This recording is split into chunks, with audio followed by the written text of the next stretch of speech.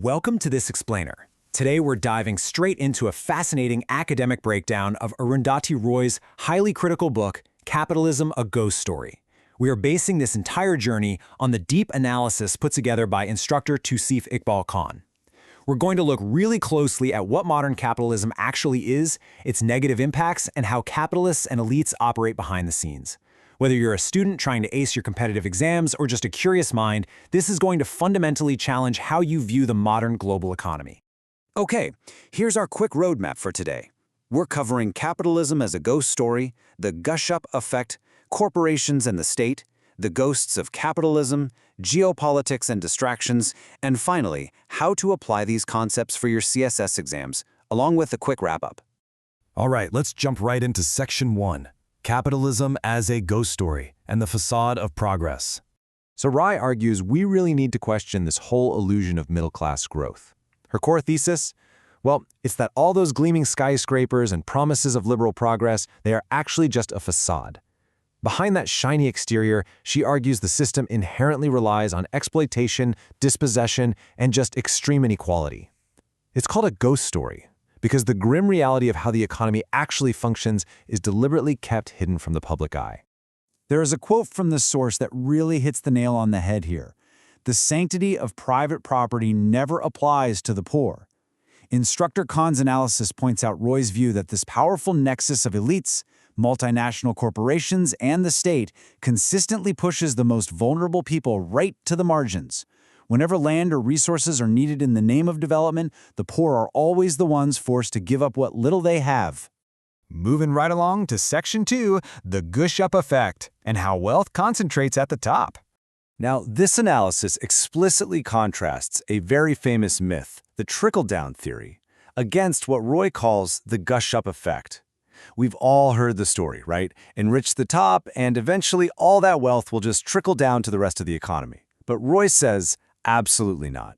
In reality, wealth and power violently gush up from the bottom, concentrating heavily at the very, very top. And this brings us to a chillingly simple quote from the analysis. The more you have, the more you can have. Roy is basically arguing that wealthy elites don't just sit on their cash, they use it to lock in their power. They control the courts, they sway the media, and they lobby parliament just to ensure the rules stay rigged in their favor. Their riches multiply exponentially, while everyday people are left struggling. To really ground these concepts in some hard data, the source pulls a staggering statistic about elite wealth concentration. The richest elites in India own assets equivalent to 1/4, a massive 25% of the country's entire gross domestic product. Think about that for a second. That is a gargantuan chunk of the economic pie reserved for just a tiny fraction of a percent of the population. It's literal proof of the gush-up effect in action. This brings us to Section 3, Corporations and the State, looking closely at the actual nexus of power. If you're prepping for competitive exams, you absolutely have to understand Roy's definition of neoliberal culture. This isn't just some abstract theory. It has very real consequences. Take international corporate events, like the Commonwealth Games, for example. Suddenly, you see laws being passed or aggressively enforced to physically remove street vendors, rickshaw pullers, and beggars.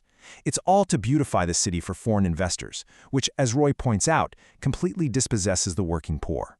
And that leads us right into the illusion of charity. Roy actually calls corporate philanthropy a misnomer. The analysis highlights how vast tracts of land are seized for dams and special economic zones, all under the convenient guise of public interest or corporate giving. And the kicker? Heavily funded non-governmental organizations, the very groups you'd assume would be fighting for the marginalized, often stay conveniently silent. Why? Because they rely on the funding from those exact same corporate entities. Roy takes a really firm stance on the role of the state here. She argues that governments in modern capitalist societies have effectively lost their sovereignty. They're acting as mere tools. They're managed through money and lobbying by corporate giants, conglomerates like the Tatas, Jindals, and the Reliance Group. The core argument here is that the state no longer serves the citizen, it's just serving the shareholder.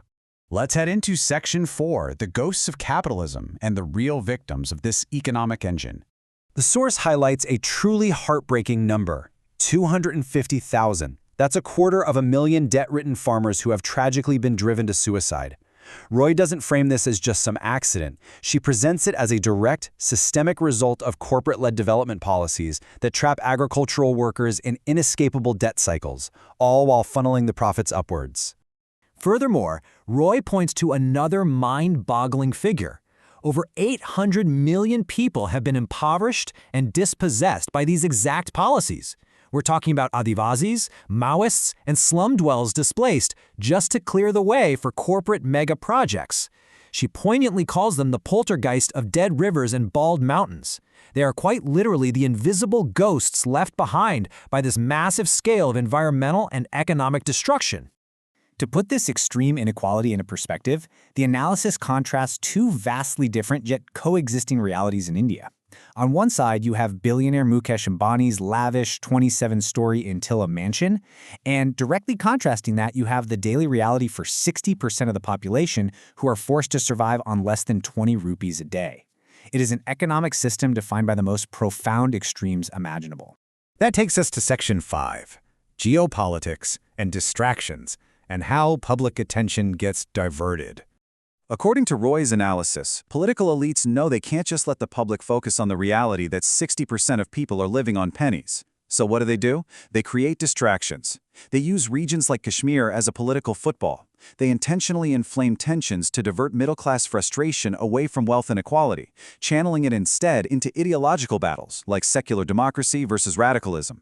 On top of that, she highlights this new Cold War dynamic where the US maneuvers India against China. It's a masterclass in manipulating international relations to keep the spotlight completely off domestic economic failures.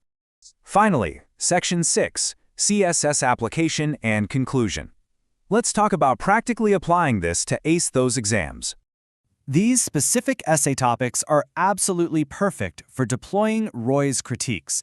Whether you're tasked with writing about the dark side of globalization, the democratic threat posed by economic inequality, or the highly complex role of NGOs in developing countries, weaving in Roy's arguments about corporate-led dispossession is going to give your essays incredible, standout analytical depth.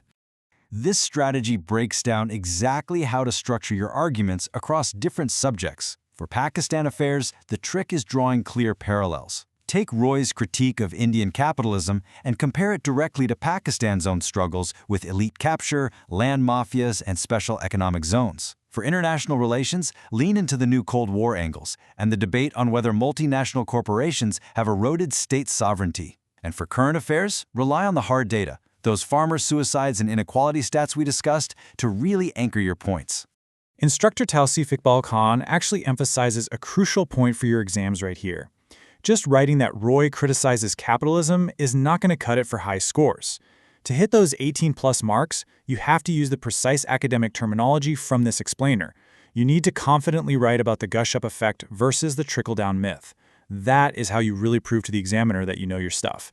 And before we officially wrap up, a quick but important reminder for all the students tuning in.